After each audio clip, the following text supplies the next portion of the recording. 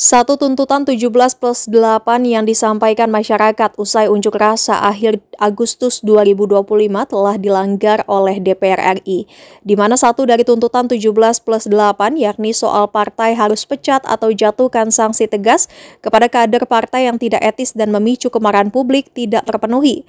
Hal itu terlihat dari keputusan Sidang Etik Mahkamah Kehormatan Dewan alias MKD terhadap Adis Kadir, Nafa Urbah, Eko Patrio, Uya Kuya, dan Ahmad Saroni.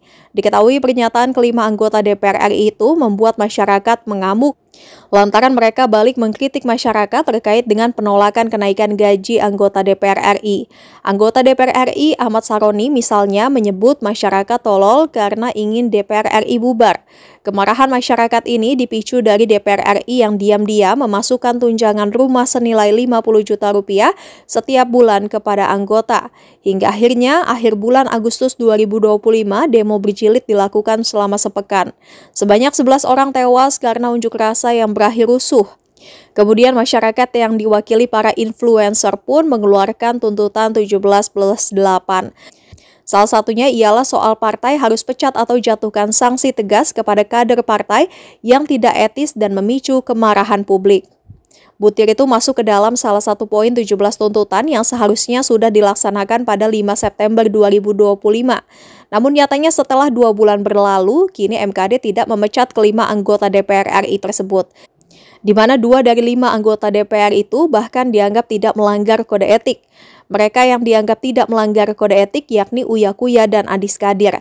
Sementara 3 anggota DPR yakni Ahmad Saroni, Nafa Urbah, dan Eko Patrio hanya dikenakan sanksi nonaktif beberapa bulan. Bahkan anggota MKD menilai unjuk rasa akhir Agustus 2025 ialah karena gerakan buzzer yang mengarahkan kebencian ke DPR.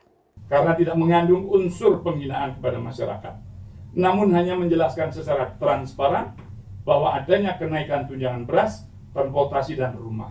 Menurut ahli, hal tersebut merupakan suatu hal yang wajar. Merupakan suatu hal yang wajar dilakukan oleh seorang anggota DPR sebagai bentuk pertanggungjawaban.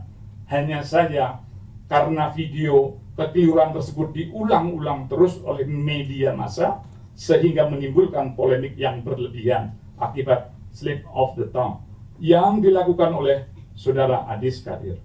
Bahwa menurut ahli video, bahwa menurut hemat ahli mengenai video saudari Nafa Urbah yang beredar terkait mengeluhkan kemacetan yang dirasakan dalam perjalanan dari Bintaro menuju kantor DPR Senayan tidak melanggar etik, dan saudara Nafa Urbah telah membuat klarifikasi dan permintaan maaf juga kepada masyarakat.